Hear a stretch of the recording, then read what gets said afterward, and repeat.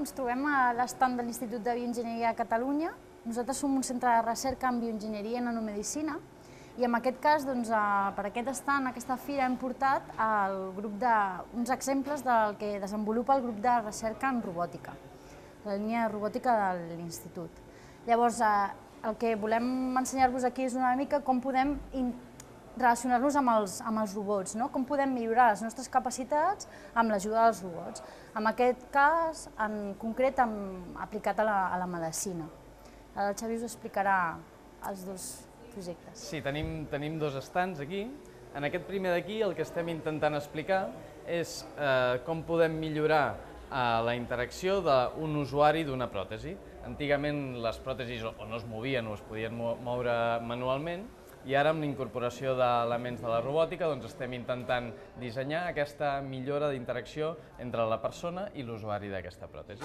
Llavors, en aquest cas tenim un sistema electrònic que està format per tres parts. Una part és la part del sensorial, amb la qual et mesurarem per fer les proves en el teu cas, una part d'intel·ligència, que processa aquest senyal, i una part d'actuació, que serà la que mourà la pinça per obrir i tancar la mà. Per tant, t'instal·larem a tu el sistema, llavors si et pots acompanyar, i llavors necessitarem un braç, que el que farem és moure aquella pinça amb la teva actuació, d'acord? Aquests són els elèctrodes que col·locarem aquí, i llavors necessitem tres elèctrodes. Un d'ells actuarà de referència i dos seran els que mesuraran la teva força en aquest múscul en concret. Llavors col·loquem primer el de referència, que l'hem de col·locar en un lloc on no hi hagi activació del múscul, per exemple, aquí darrere. I llavors després col·locarem els altres dos.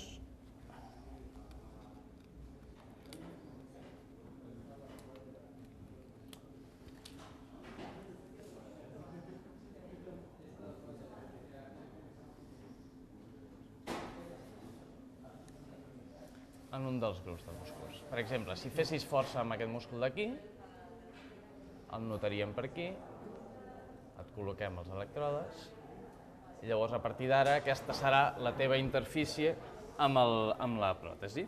D'acord? Sí.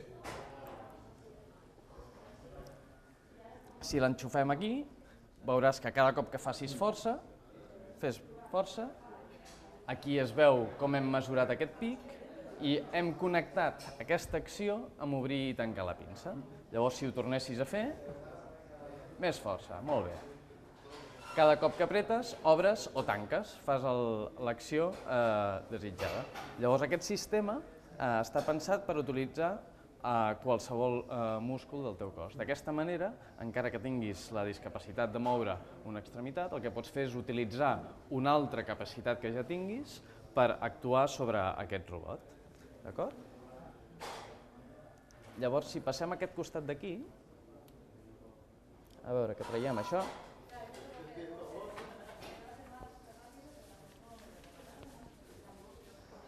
En aquest altre costat d'aquí tenim un sistema robòtic que el que permet és ajudar els cirurgians. D'acord? Aquest és un os d'húmer. Llavors, en el cas d'una intervenció, el cirurgià podria estar interessat en actuar sobre una regió concreta de l'húmer, i llavors, en el cas de les intervencions molt llargues, està concentrat en no alterar el que podria ser un nervi o una zona perillosa, doncs això provoca un cansament que nosaltres volem evitar. Llavors, el que estem fent, estem dissenyant eines que puguin dotar el cirurgià d'una protecció, d'acord? Per tant, si et vols sentar aquí. Llavors, en aquest cas, aquesta eina, el que simula és l'eina del cirurgià, i el que veus en pantalla és l'húmer. El que hem fet nosaltres és, en lloc de permetre que el cirurgià pugui tocar qualsevol zona de l'húmer, li hem posat una cuirassa virtual, i aquesta cuirassa només permet tocar l'húmer en una regió en concret. Per tant, el cirurgià, quan toqui la cuirassa, notarà que l'eina no el deixa travessar, mentre que quan arriba a l'os, a la zona d'interacció, sí que pot tocar-lo. Per tant, si vols provar de fer de cirurgià, podràs notar com a la zona de la cuirassa el robot no et permet interactuar, mentre que a la zona que no hi ha cuirassa virtual, aquí sí que pots treballar normalment com ho faries sense cap robot. Si ara traiéssim la cuirassa, podries tocar qualsevol part de l'os.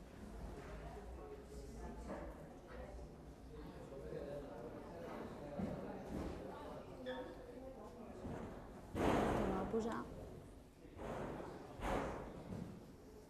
Llavors aquests són dos exemples de com la robòtica pot dotar de capacitats extres, ja sigui un usuari d'una pròtesi o sigui un cirurgià que permet fer una intervenció de manera més segura. Això ho podem deixar aquí. Molt bé. Moltes gràcies. Moltes gràcies.